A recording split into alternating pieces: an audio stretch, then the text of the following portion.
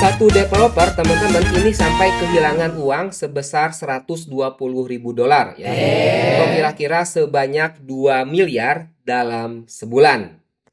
Ini bukan karena sistemnya yang crash ya, bukan karena kena hack, tetapi justru aplikasinya itu sukses besar. Penggunanya banyak, aktif, dan model AI-nya itu merespon dengan mulus. Nah, teman-teman, tapi di balik itu semua ada ribuan token yang terus mengalir dan setiap tokennya ini pasti punya harga atau punya biaya yang harus dibayar.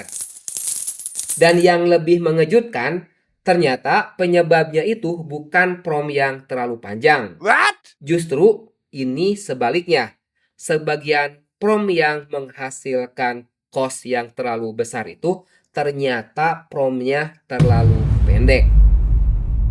Nah, teman-teman, di video kita kali ini, kamu akan tahu cara kita menulis instruksi ke AI. Ternyata ini menentukan segalanya. Bukan hanya kualitas jawaban, tapi juga berapa banyak uang yang harus kita bayar atau berapa banyak uang yang kita bakar setiap harinya. Dan ada satu paradok yang datanya sudah saya buktikan sendiri lebih dari 150 eksperimen telah membuktikan paradok tersebut. Yuk, teman-teman semua, di video kita kali ini kita jelaskan semuanya. Yuk, kita mulai.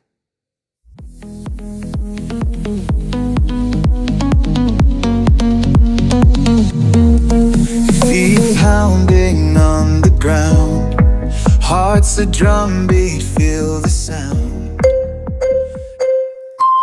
Oke teman-teman, bagi teman-teman yang belum kenal saya Denius Nipahri Rijal. Saya peneliti di bidang quantum AI ya, khususnya di bidang komputer kuantum. Dan saya juga penulis buku dari The Algorithm of Soul ya, sebuah buku prompt engineering yang membahas topik ini secara mendalam. Di komunitas, orang kenal saya sebagai Kang Legend, dan terkenal dulu dengan pembahasan-pembahasan mengenai microservice dan EDA ya. Dan untuk microservice juga sebenarnya ya sudah ada buku yang terbit ya, jilid 1. Nah, teman-teman, artikel yang menjadi dasar video kita kali ini adalah hasil dari systematic review terhadap 47 studi akademik ya, dikombinasikan dengan ratusan eksperimen komparatif yang dijalankan langsung menggunakan Cloud Sonnet 4 dan juga pengalaman saya selama ini sekitar 3 tahun menggunakan ChatGPT. Jadi bukan opini saya saja, ini adalah data. Nah, hari ini teman-teman saya ingin menunjukkan kepada teman-teman semua secara konkret mengapa cara kamu menulis prompt ke AI itu bisa secara langsung menghemat atau memboroskan, bahkan mungkin membangkrutkan waktu, limit harian, dan kalau kamu pakai API, nah uang yang sangat nyata dari penggunaan API tadi. Oke, sebelum masuk ke pembahasan tekniknya ya, teman-teman, saya perlu tanya satu hal dulu. Kamu itu, teman-teman itu tahu atau tidak bagaimana teman-teman sebenarnya membayar ketika menggunakan AI ya? Khususnya ketika teman-teman berlangganan, bukan hanya menggunakan AI yang gratis. Jadi bukan cuma soal berlangganan misalkan 20 dolar sebulan, ataupun bukan hanya soal API key gitu ya. Ada dua model biaya yang sangat berbeda dan 90% pengguna itu tidak sadar mereka itu sedang boros di model yang mereka pakai. Nah, kalau kamu berhenti sekarang, kamu akan terus bayar tuh lebih mahal dari yang seharusnya setiap hari teman-teman lakukan.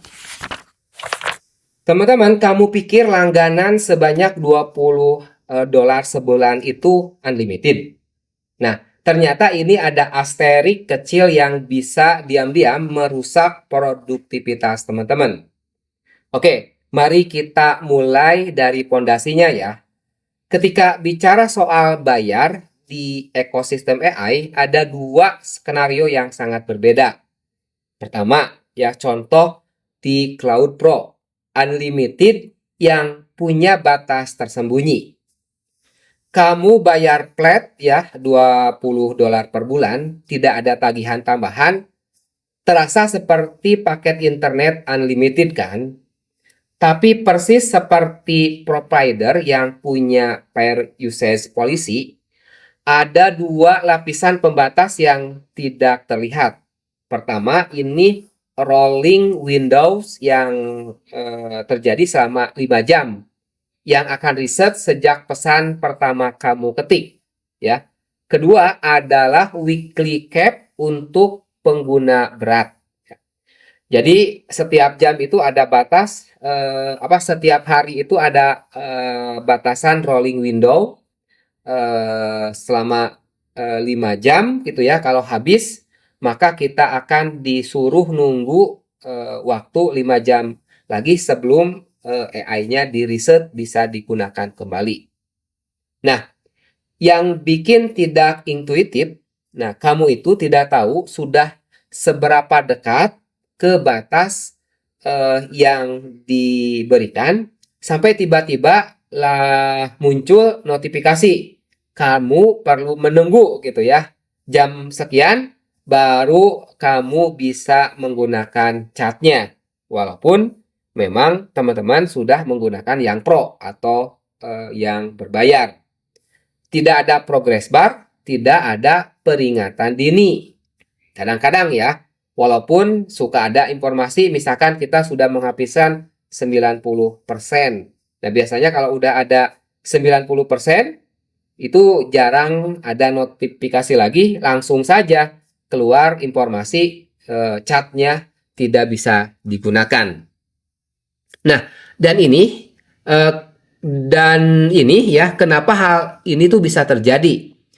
Setiap kali kamu kirim pesan baru dalam percakapan yang sama, cloud itu sebenarnya memproses ulang seluruh histori percakapan itu sebagai konteks. Jadi percakapan 50 pesan, maka setiap pertanyaan baru meskipun pendek ini akan membawa beban ribuan token histori yang ikut diproses. Jadi histori percakapan sebelumnya itu selalu dibawa ke dalam chat baru kita. Kedua, yaitu Cloud API ya, meteran yang terus berjalan. Nah, di sini tidak ada yang flat ya, tidak ada langganan flat. Setiap token yang masuk dan keluar ini dicatat dan ditagihkan. Respon API ini memberikan breakdown sangat detail. Berapa token input, berapa token output, dan berapa totalnya. Dan ini yang membuat angka tadi terasa nyata. Satu request mungkin hanya 0,04 dolar, kelihatannya kecil, tapi kalau aplikasi kita melayani 100.000 request per hari dengan pola prompt yang tidak efisien, ini kan akan menjadi sekitar 4.000 dolar per hari. Alhasil sebulan tadi ya 120.000 dolar per bulan, sekitar 2 miliar per bulan. Itu kan cost yang cukup sangat mahal. Nah, ini bukan angka hipotesis, ini tuh benar-benar realitas startup yang membangun produk di atas LLM ya, atau di atas AI model yang ada sekarang, dan mereka menggunakan AI modelnya tanpa memikirkan efisiensi prompt-nya itu dari awal. Asal jalan saja udah lakukan. Nah, jadi dua model berbeda, rasa sakitnya berbeda gitu ya. Kalau yang tadi kehabisan produktivitas karena harus disuruh nunggu, yang kedua adalah kena biaya yang sangat besar. Dan sumbernya itu selalu sama, yaitu prompt yang tidak dirancang dengan efisien. prom yang tidak efektif ya. Kalau pengguna Pro bilang, aduh, limit lagi gitu kan. Kalau developer API bilang, aduh, tagihan meledak lagi gitu kan. Sama-sama boros, cuma cara ngerasakannya ini berbeda. Nah, tapi kalau sumbernya sama, pasti solusinya bisa sama ya. Dan solusi itu dimulai dari memahami satu hal yang sangat mendasar. Apa sebenarnya yang kita bayar ketika bicara soal token? Oke, teman-teman, saya tuh hampir tidak percaya ya data ini saat pertama kali saya melihatnya. Bahkan saya tuh sampai baca lebih dari 3 kali. Jadi ulang lagi, ulang lagi, ulang lagi. Nah, sebelum ke paradoknya, teman-teman, ini perlu pahami dulu satu hal yang penting. Teman-teman, model AI itu tidak membaca teks kata per kata seperti manusia. Bahkan saya sering menjelaskan di beberapa video saya mengenai prompt engineering ya, mengenai cara kita berkomunikasi dengan AI, bahwa AI ini membaca tidak seperti manusia. Ia membaca data yang kita input tuh dalam unit yang disebut sebagai token. Nah, token ini adalah irisan teks yang bisa berupa kata penuh, bisa penggalan kata gitu ya, atau bahkan bisa imbuhan dan tanda baca. Jadi ada titik, ada koma, ada tanda tanya, itu dihitung juga teman-teman. Nah, lalu yang terpenting, biaya output itu rata-rata 2 kali sampai 3 kali loh lebih mahal dari biaya input. Artinya, kalau prompt kamu itu ambigu atau prompt kamu itu tidak jelas, tidak mengarahkan secara detail spesifik, tidak menuliskan batasan outputnya, maka ini akan memaksa model menulis jawaban yang panjang, berisi klarifikasi, dan semua kemungkinan asumsi. Jadi dia banyak tanya ke kita, bagaimana kalau gini, bagaimana kalau gini, atau dia print semua output yang berhubungan. Dan kamu berarti kan tidak membayar cuma promnya saja, tapi kamu juga membayar mahal untuk jawaban yang sepanjang itu gitu ya. Ini dikarenakan kita tidak spesifik. Bahkan kadang suka melenceng ke sana kemari gitu. Nah, inilah yang disebut sebagai ambiguity text ya. Pajak atas ketidakjelasan. Nah, sekarang kita lihat ke data yang bikin saya berhenti membaca tadi. Dalam eksperimen yang kami lakukan ya, dengan 150 tas instan, kami itu membandingkan 6 teknik prompt yang berbeda. Ini hasilnya ya teman-teman. Pertama, Giro Sat Ambigu. Ini prompt 68 token, pendek, langsung, tapi responnya rata-rata sekitar 2.779 token. Ya, totalnya 2.847 token lah. Kedua, ini structure dan prompt dan format prompt. Promptnya 210 token, 3 kali lebih panjang, tapi responnya itu hanya membutuhkan 743 token. Jadi total tokennya itu cuma 953. Bayangkan, tadi kan zero shoot ya, artinya promptnya itu tidak panjang ya. Habisnya juga kan cuma 68 token tadi ya, pendek langsung. Tetapi responnya ternyata rata-rata habis ribuan, sampai 2.700 tadi kan. Totalnya kan 2.800. Sedangkan yang kedua, promptnya agak banyak karena detail, spesifik, sampai 210 token. Tetapi outputnya, responnya itu hanya 743. Jadi habisnya itu 935. Hasil 2 kali lipat kan, lebih hemat. Nah, prompt yang ketiga ini lebih panjang, menghasilkan total biaya ternyata 66% lebih murah dan kualitasnya lebih baik. Jadi 4,3 dari 5 dibanding 2,8. Ya, ini perbandingan efisiensinya ya. Nah, mengapa ini bisa terjadi? Ini ada dua mekanisme, teman-teman. Pertama, ketika instruksi jelas, model tidak perlu menebak. Ya, jadi model itu kan model bahasa yang baik tidak akan diam saat instruksi ambigu. Ia akan mencoba mengakomodasi semua kemungkinan, menulis pengantar, menawarkan beberapa alternatif, menambahkan catatan. Nah, hasilnya kan respon yang panjang dan mahal. Dan ini sering saya lakukan juga ketika saya malas gitu ya, malas mengevaluasi prompt atau malas membuat prompt yang detail. Jadi asal ketik, nanti ada feedback, perbaiki lagi feedbacknya gitu. Jadi dari awal itu benar-benar tidak spesifik. Artinya banyak tuk-tok yang terjadi. Nah, ini bisa kita bayangkan. Teman-teman tuh masuk ke restoran mewah dan bilang ke pelayannya gini, bawa sesuatu yang enak. Nah, pelayan tuh kan pasti demi layanan terbaik gitu ya, balik membawa 10 hidangan untuk setiap interpretasi kata enak. Dia bawa di piringnya itu sampai tumpukan 5 makanan.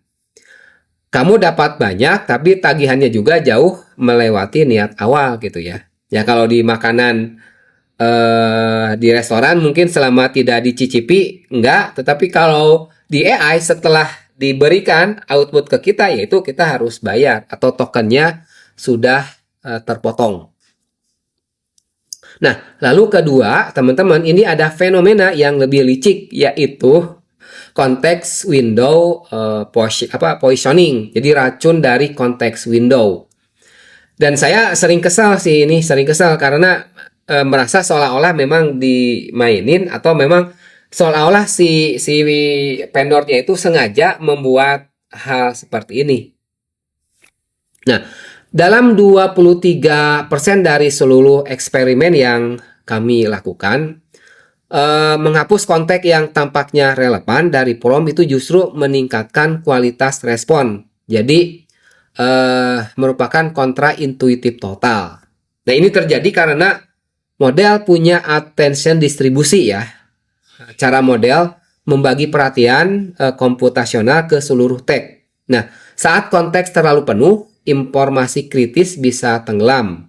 Nah, peneliti di Liu et al. Ya, ini menemukan informasi yang diletakkan di tengah prompt panjang punya kemungkinan diabaikan 30-40%. Lebih tinggi dibanding yang ada di awal atau di akhir. Jadi misalkan prompt kita tuh panjang banget gitu ya, maka kata-kata yang di tengah itu kemungkinan besar hilang. Dia nggak peduli. Yang dia perhatikan di awal dan di akhir, bahkan seperti yang saya sebutkan, yang awal itu paling dia perhatikan gitu ya. Nah ini asumsinya seperti ini aja, hilangnya itu kadang. Kalau kita menyimpan makanan di meja gitu ya, numpuk terus, maka yang sudah lama atau yang masuknya lebih lama, itu kan ada di pinggir ada di pinggir meja, maka dia akan jatuh karena kan terdorong oleh barang-barang yang masuk ke meja tadi. Nah, ini artinya prompt yang termahal bukan yang panjang ya teman-teman, justru prompt termahal adalah yang memaksakan model menebak maksudnya dan menuliskan semua kemungkinan. Artinya chat atau prompt yang tidak spesifik. Jadi ya kita tuh buat spesifik mungkin, nggak apa-apa lah istilahnya tuh mahal di prompt awal, tetapi outputnya itu benar-benar valid sesuai dengan kita inginkan dan murah. Kenapa? Karena tidak terjadi tuk-tok terus dan tidak terjadi hal-hal yang wasting. Nah, kalau begitu, teknik mana yang harusnya kamu pakai? Karena ternyata tidak ada satu teknik universal yang optimal untuk semua situasi. Dan ini memang ada petanya. Nah, kita akan bahas di video kita kali ini. Tetapi teman-teman, sebenarnya saya menyarankan teman-teman baca dulu buku saya Prompt Engineering. Mungkin itu akan memberikan gambaran yang lebih komprehensif atau modal sebelum kita bicara ke segmen yang selanjutnya. Oke, teman-teman, ini teknik mapping ya. Jadi silakan teman-teman pilih senjata yang tepat gitu ya. Nah, teman-teman, kalau kita menggunakan chain of thought ya, pembicaraan dengan AI yang kita itu tidak peduli prosesnya seperti apa, pokoknya itu kita ingin outputnya saja.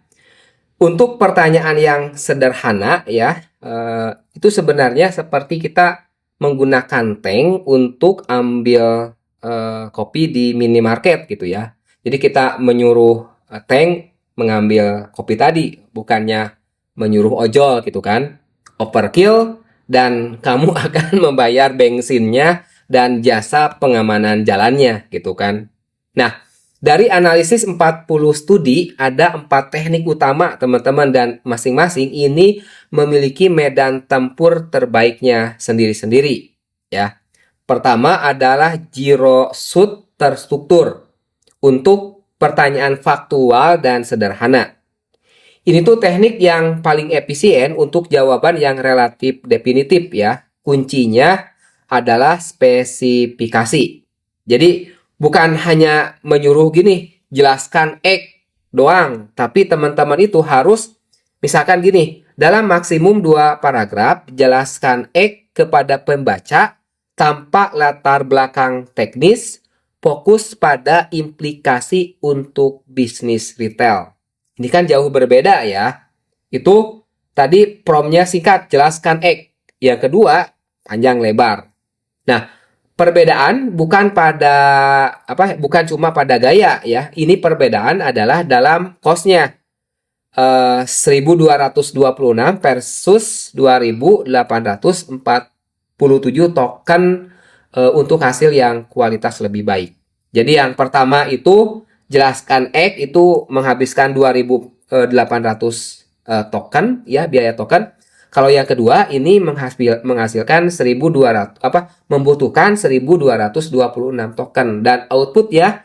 Yang kedua yang panjang lebar itu spesifik sesuai dengan kebutuhan kita.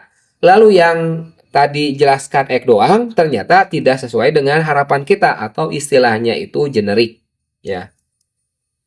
Dan ya kalau teman-teman membaca buku saya yang judulnya Prompt Engineering, itu kan kita itu diarahkan untuk istilah tuh memberikan prompt yang spesifik jelas ya dengan aturan-aturan tambahannya. Kalau penasaran ya silakan teman-teman baca bukunya, itu memberikan insight kita. Walaupun bukunya itu benar-benar cuma fokus di cara seni kita berkomunikasi yang benar gitu ya. Walaupun ya tidak dibahas spesifik cost-nya, tetapi saya yakin kalau istilah tuh sudah strukturnya baik, maka hematnya itu akan lebih tinggi. Nah, kalau masalah harga ini kita jelaskan hari ini ya. Oke, kedua adalah view shoot prompting ya. Ini untuk output yang formatnya sangat spesifik ya. Nah, saat format sulit dijelaskan dengan kata-kata, jadi teman-teman itu bisa saja karena bingung mau bagaimana menyuruh AI-nya atau males gitu ya menulis prompt detailnya, teman-teman bisa dibantu dengan tunjukkan saja contohnya gitu ya. 2-3 contoh ini biasanya cukup. Lebih dari itu kamu akan memulai bayar harga yang tidak sepadan gitu ya. Jadi contohnya 2 atau 1 gitu itu cukup. Nah, penelitian dari Min et al ya, ini menemukan 3 contoh memberikan hasil hampir sama baiknya dengan 10 contoh gitu. Jadi ya jangan terlalu banyak-banyak lah. Nah, tapi tentunya yang 10 contoh kan tokennya jauh lebih banyak, yang 2 contoh kan lebih dikit ya. Oke, jadi ini diminishing return yang nyata dan sebagian besar developer tuh tidak sadar. Oke, jadi tadi kasih contoh kalau teman-teman nggak mau ribet dan contohnya ya cukuplah 1 atau 2, ya 2 atau 3 lah. Oke, lalu ketiga tadi yang dijelaskan chain of thought ya. Ini investasi token yang bisa worth tapi harus tepat momen. COT ini meminta model untuk berpikir langkah demi langkah sebelum menjawab. Nah, akurasinya emang meningkat drastis untuk penalaran matematis dan logika, tetapi trade-off-nya sangat jelas. Output token tuh hampir rata-rata lebih tinggi, bahkan ya katanya nih 1840 token jauh lebih tinggi dari teknik lain. Ya, dari teknik yang lain COT ini lebih mahal. Nah, kapan COT bisa kita gunakan? Artinya inilah apanya tuh cincai gitu ya, bisa kita gunakan saat biaya dari jawaban yang salah itu lebih besar dari biaya token tambahan. Nah, analisis keuangan, diagnosis teknis, penalaran multi langkah kompleks. Nah, di sanalah COT hampir selalu menguntungkan. Jadi, teman-teman tuh harus tahu kapan menggunakan COT gitu ya. Jadi kenapa? Karena kalau hasilnya salah itu kan lebih merugikan dan kita verifikasi lagi. Jadi kalau menggunakan COT, kalau untuk analisis keuangan, diagnostik teknis, seperti saya kalau melakukan perhitungan matematika, fisika gitu ya, atau membuat prom-prom berhubungan dengan komputer kuantum, ya akan sangat tepat kita menggunakan COT. Oke, lalu keempat, compression from ya. Nah, ini teknik yang paling sering diremehkan tapi datanya tuh paling kuat. Nah, ini favorit saya ya. Compression prompting bukan sekedar minta output pendek, tapi menginstruksikan model secara eksplisit tentang format jawaban itu seharusnya terlihat seperti apa. Nah, 4 elemen yang bekerja yaitu bekerja sinergis, persona model, format output eksplisit, batasan panjang dan negative instruction. Ini hal yang harus hal-hal yang harus diberikan gitu ya. Jadi hal-hal tadi yang harus diberikan kepada output. Jadi batasan yang harus diberikan kepada si AI. Nah, hasilnya rata-rata outputnya itu lebih 52% lebih pendek dari zero shoot equivalent. Jadi dia akan hapus salah satu mereduksi yang tidak butuh. Jadi hapus salah satu elemennya dari yang 4 tadi, efisiennya turun secara tidak proporsional. Jadi kalau yang 4 tadi ya, format persona model, format output eksplisit, batasan panjang dan negative instruction, kita hilangkan aja salah satunya, ini lumayan outputnya itu efisiensinya itu menurun secara tidak proporsional. Jadi bisa membengkak gitu ya, walaupun kita hanya menghilangkan 4 batasan tadi. Dan ini kemarin tuh saya tidak menyadari ini gitu. Tujuannya karena outputnya udah sesuai dengan harapan kita gitu ya, promnya udah bagus. Nah, batasan output ini kadang sering saya lupakan. Tapi karena sudah sering merasa kecewa gitu ya dengan CI, habis limit terus pada kerjaannya banyak. Nah, barulah saya melakukan pembelajaran lagi, penelitian lagi, prompting saya, dan saya dapatkan ini gitu ya, yang 4 batasan tadi. Nah, teman-teman, teknik-teknik ini bukan pilihan selera ya, teman-teman. Ini adalah keputusan engineering dan keputusan yang yang salah punya konsekuensi yang konkret dalam bentuk limit yang habis di siang hari ataupun invoice yang meledak di akhir bulan. Nah, tapi tahu tekniknya saja ini kan tidak cukup kalau kamu tidak punya cara berpikir yang sistematis untuk memilih kapan pakai yang mana. Nah, inilah kita akan menggunakan framework yang namai CQTE masuk ya. Ini akan dibahas selanjutnya. Nah, oke teman-teman. Teknik tanpa framework itu seperti punya banyak senjata, tetapi tidak tahu kapan menarik pelatupnya gitu ya. Nah, semua teknik tadi tuh ada taktiknya gitu ya teman-teman. Tapi tanpa cara berpikir yang jelas, taktik diaplikasikan secara sporadis. Nah, makanya saya mengusulkan framework yang disebut sebagai CQTE ya, Cost Quality Trade-off Engineering. Ya, saya rasa sih ini di luar juga ada gitu ya. Ini persis seperti di buku saya yang pertama mengenai prompt engineering, itu kan ada SK framework ya, framework yang bisa kita gunakan supaya prompt kita itu tepat sasaran ya, konteksnya benar. Teman-teman bisa ceklah di bukunya. Nah, ini untuk menghemat kita bisa menggunakan framework ini, Cost Quality Trade-off Engineering. Nah, 5 pertanyaan yang perlu dijawab secara berurutan sebelum teman-teman ketik satu karakter ini ya, satu karakter pun ke si AI model. Pertama, apa kategori tugasnya? Generatif, analitik, atau penalaran. Nah, ini menentukan teknik kandidat. Jadi mau pilih yang apa yang tadi ya, yang COT atau zero shoot dan lain-lain. Jadi teman-teman harus tahu apa kategori tugasnya. Kedua, seberapa mahal jika jawabannya salah? Nah, semakin mahal konsekuensinya, maka semakin berat semakin pas investasi untuk COT gitu ya.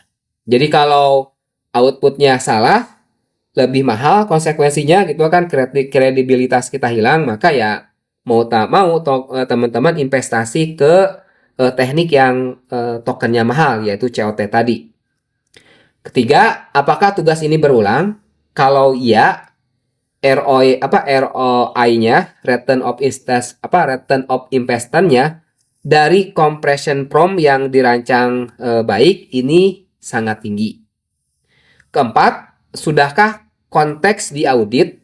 Artinya hapus semua informasi yang tidak langsung dibutuhkan untuk menjawab instruksi inti gitu ya. Jadi teman-teman tuh audit prompt-nya, kalau tidak ada yang kalau ada yang misalkan dengan prompt ini juga outputnya benar, ya udah dihilangkan gitu. Itu lumayan lumayan menghemat. Dan kelima, ini sudahkah diukur total tokennya? Jadi selalu ukur input plus output, bukan hanya panjang prompt. Maksudnya itu ya istilahnya tuh penggunaan total, bukan hanya prompt inputnya doang gitu ya. Kan kita takut itu karena promptnya panjang, takut cost-nya mahal. Padahal tadi kan ya, kita itu harus melihat antara token input dengan token output. Nah, ini bisa kita gunakan apabila kita menggunakan API ya. Ini yang sering bisa dilihat dengan detail. Sedangkan kalau yang yang chat langsung di di platform mereka, itu kita sulit mengetahui detail ini. Kita hanya bisa mengetahui sudah berapa persen aja sisa yang bisa kita gunakan gitu. Nah, dalam satu studi kasus yang kami analisis ya, platform e-commerce yang pakai LLM untuk ringkasan produk, customer service, dan analisis review, penerapan CQTE secara konsisten ini menghasilkan pengurangan biaya API sebesar 41%. Ini saya lakukan dari analisis menggunakan AI ya, yang mengumpulkan data. Dalam 2 bulan pertama, mereka tuh bisa menghemat sampai sebesar ini. Tanpa ganti model, tanpa ubah infrastruktur. hanya dengan mengubah cara prompt dirancang gitu. Dan kalau teman-teman pengguna Pro tidak pakai API sekalipun ya seperti saya seringnya menggunakan API. Kalau yang API misalkan untuk open cloud gitu, open cloud maaf, saya tuh menggunakan API yang gratisan dari Grok supaya nggak ini ya, nggak membengkak cost-nya. Atau ada teknik yang bagus adalah menggabungkan ya antara yang gratis dengan yang berbayar. Oke, jadi sekali lagi kalau kamu pengguna Pro yang tidak pakai API sekalipun, ada 7 kebiasaan praktis yang bisa langsung diterapkan hari ini. Ya. 1, mulai percakapan baru untuk topik yang berbeda. Jadi jangan diteruskan chatting dengan si AI-nya. Satu topik bikin chat baru, satu topik bikin chat baru. Ini juga yang saya rasakan. Saya lagi membangun website untuk platform si Quantum Mind ini. Kan ada beberapa buku gitu ya. Saya sempat digabungkan, nah itu cepat habis. Jadi saya bikin satu website, satu buku, satu pembicaraan gitu ya sampai beres. Pindah lagi, nah Papa buka satu topik lagi. Nah, nanti formatnya kita ambil saja. Kita bikin ringkasan, kirim ke percakapan baru. Oke, jadi satu topik, satu thread baru. 2, jangan upload ulang file yang sama dalam percakapan yang sama. Jadi teman-teman upload lagi. Udah, harusnya si AI ini dia memegang data yang telah kita upload gitu. Dan bahkan kalau fitur-fitur yang tertentu dalam AI model kita bisa mengupload file yang kita gunakan terus-menerus atau yang kita gunakan di mana-mana ya. Oke, ketiga ini gabungkan pertanyaan terkait dalam satu pesan. Jangan kirim satu. Ini juga kebiasaan saya. Saya kan ngomongnya tuh sering diomelin juga nih sama teman-teman dan bos-bos. Jadi kalau chat itu satu klik enter, enter. Padahal kan rangkumkan dulu dengan sabar baru kirimkan gitu. Nah, dengan AI juga sama. Kalau teman-teman sedikit-sedikit, wah itu akan boros. Jadi lebih baik teman-teman lakukan. Ada pertanyaan tuh pikirkan dulu gitu ya, ketik dulu, baca lagi baru enter gitu. Jadi satukan, jangan kirim satu-satu. 4, selalu tentukan panjang output yang teman-teman inginkan. Jawab dalam 3 paragraf, jawab dalam 4 paragraf gitu. Ini kan bisa pangkas outputnya 60-70%. Kenapa? Karena ya kadang panjang pun nggak berguna gitu ya. Bahkan nggak jadi istilahnya itu jadi wasting gitu ya. Kelima, hapus basa-basi dari prompt. Nah, ini juga di awal-awal saya sering gitu. Sering ngobrol gitu dengan AI serasa ngobrol dengan manusia. Padahal kan dia itu tidak butuh kasih jempol, tidak butuh diomelin gitu ya. Tidak butuh diajak istilahnya itu introduction dulu. Pokoknya langsung aja tugas. Karena kan dia mesin, nggak punya perasaan sama sekali. Walaupun kadang dia menjawab kita dengan santun gitu ya, sebenarnya ya nggak ada nggak ada impact-nya ke output. Yang ada impact adalah token kita cepat habis. Oke, jadi 5, hapus basa-basi dari prompt, langsung ke instruksi inti saja. Mudah-mudahan ini jadi pegangan saya juga, ngingetin teman-teman, tapi saya lakukan gitu ya.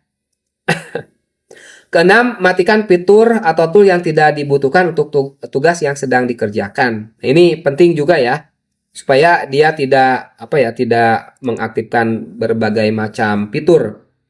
Dan ketujuh, terakhir, khusus pengguna API, ini gunakan sistem prompt untuk instruksi yang berulang, bukan di setiap user message. Oke teman-teman, penutup gitu ya, ini rekap, yaitu 3 insight yang perlu teman-teman bungkus dan bawa pulang gitu ya.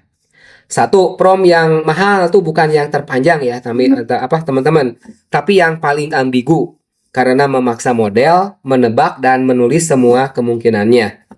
Kedua, pilih teknik yang berdasarkan medan tempur, gitu ya. Zero shoot untuk faktual sederhana, view shoot untuk format spesifik, COT untuk penalaran kompleks, dan compression untuk tugas yang berulang. Nah, ketiga, gunakan framework CKTE. Ini adalah cara berpikir, bukan resep. Jadi 5 question, 5 petunjuk tadi sebelum menulis prompt, bukan setelahnya. Nah, teman-teman, ini penutup ya.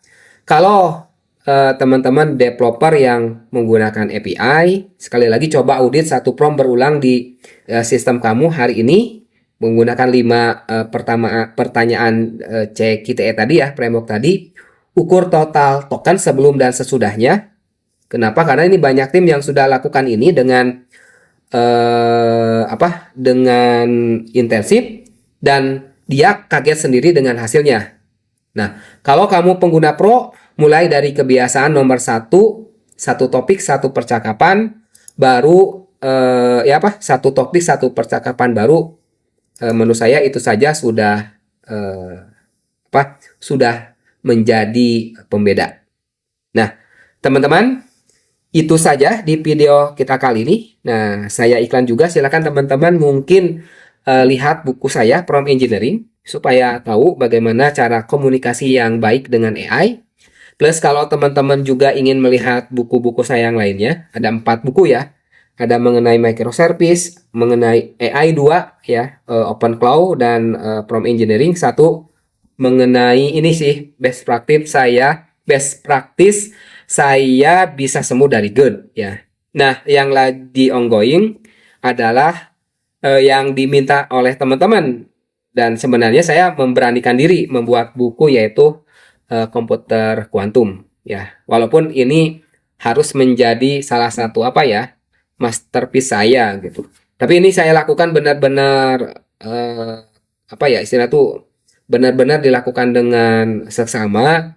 Jadi AI-nya tuh sangat dikurangi karena sulit kita membuat buku untuk matematika dan fisika menggunakan AI karena ujung-ujungnya kita harus validasi lagi, baca lagi dengan benar gitu ya. Menulis persamaan, menentukan ini konsep fisikanya benar apa enggak. Jadi lumayan agak lama sih. Dan teman-teman, kita sudah punya platform yaitu quantummind.id ya. Nanti ada artikel-artikel seperti ini, bahkan teman-teman tuh diarahkan untuk belajarnya. Jadi dalam artikel tuh ada ini konsepnya, ini gambarnya, ini contohnya, ini videonya gitu. Jadi dalam satu artikel tuh ada video yang ada. Bahkan ya itu semuanya dirangkum dalam sebuah roadmap gitu ya. Misalkan teman-teman belajar komputer kuantum, ada roadmapnya, mana dulu yang harus dipelajari, mempelajari AI engineering ataupun AI strategi itu ada ininya ya, ada roadmapnya. Oke teman-teman, sekian. Terima kasih atas waktunya ya. Jangan lupa untuk subscribe, untuk kasih komentar dan share ke teman-temannya. Sekian, terima kasih. Wassalamualaikum warahmatullahi wabarakatuh. Bye-bye.